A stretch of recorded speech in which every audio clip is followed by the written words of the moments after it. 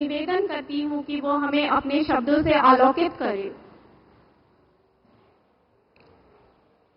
पश्चिम बंगाल के राज्यपाल सीवी आनंद बोस जी, मंत्रिमंडल के मेरे सहयोगी शांतनु ठाकुर जी, बंगाल विधानसभा में नेता विपक्ष शुभेंदु अधिकारी जी, संसद में मेरे साथी जगन्नाथ सरकार जी, राज्य सरकार के मंत्री महोदय, अन्य महानुभाव, देवी और सज्जनों, आज पश्चिम बंगाल के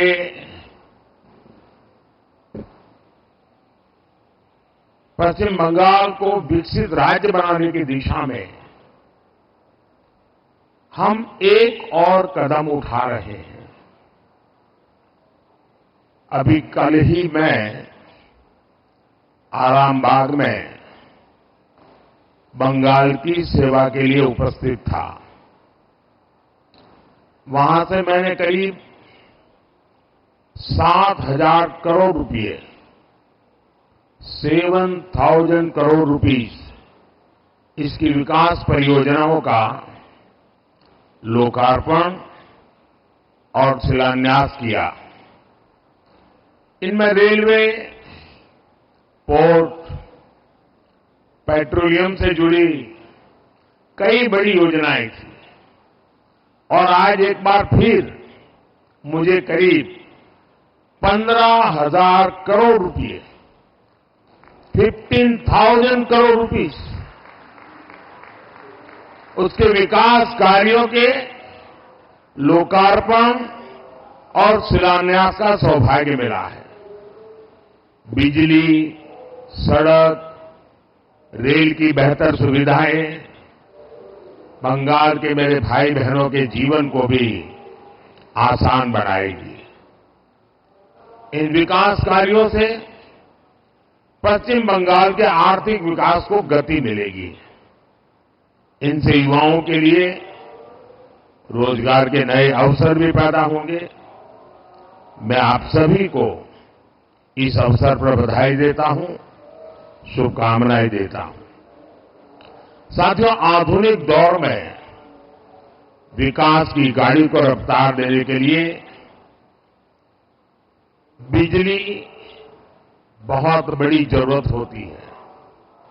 किसी भी राज्य की इंडस्ट्री हो, आधुनिक रेल सुविधाएं हो या आधुनिक टेक्नोलॉजी से जुड़ी हमारी रोजमर्रा की जिंदगी हो, बिजली की किल्लत में कोई भी राज्य, कोई भी देश विकास नहीं कर सकता। इसलिए हमारा प्रयास है कि पश्चिम बंगाल अपनी वर्तमान और भविष्य की बिजली जरूरतों को लेकर आत्मनिर्भर बने। आज दामोदर घाटी निगम के तहत Raghunathpur thermal power station phase 2 परियोजना का शिलान्यास इसी दिशा में एक बड़ा कदम है। इस परियोजना से राज्य में 11,000 करोड़ रुपए से ज्यादा का निवेश आएगा। इससे राज्य की ऊर्जा जरूरतें भी तो पूरी होगी ही, आसपास के क्षेत्रों में आर्थिक विकास को भी गति मिलेगी। आज इस थर्मल प्लांट के शिलान्यास के साथ ही मैंने मेजिया थर्मल पावर स्टेशन के एफजीडी सिस्टम का उद्घाटन किया है। ये एफजीडी सिस्टम पर्यावरण को लेकर भारत की गंभीरता का प्रतीक है। इससे इस इलाके में प्रदूषण को कम करने में बहुत बड़ी मदद मिलेगी।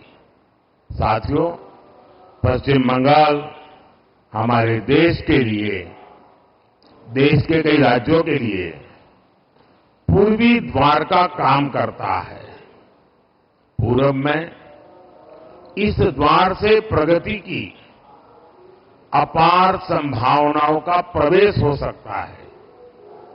इसलिए हमारी सरकार पश्चिम बंगाल में रोडवेज, रेलवेज, एयरवेज और वाटरवेज की आधुनिक कनेक्टिविटी के लिए काम कर रही है।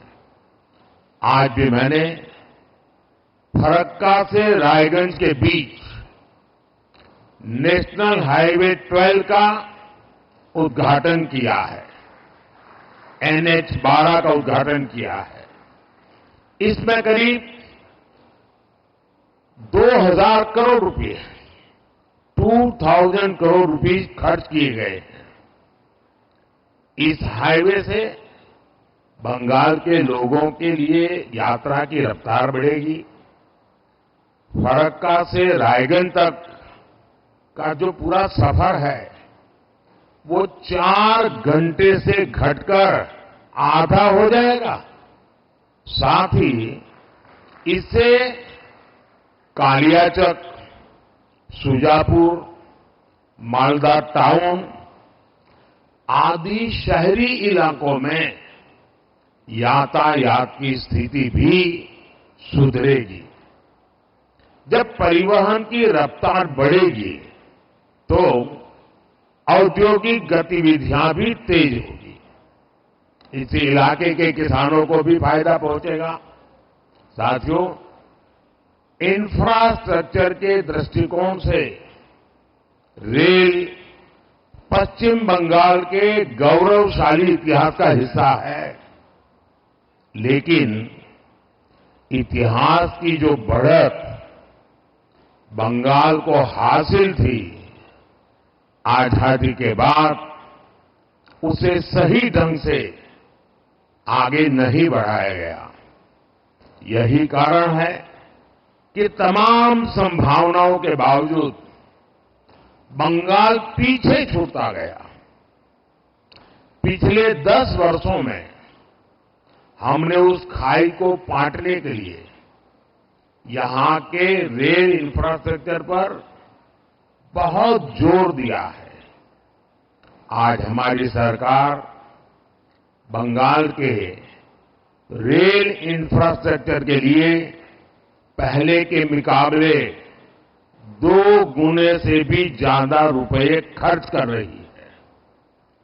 आज भी मैं यहां एक साथ भारत सरकार की 4 रेल परियोजनाओं को बंगाल को समर्पित कर रहा हूं।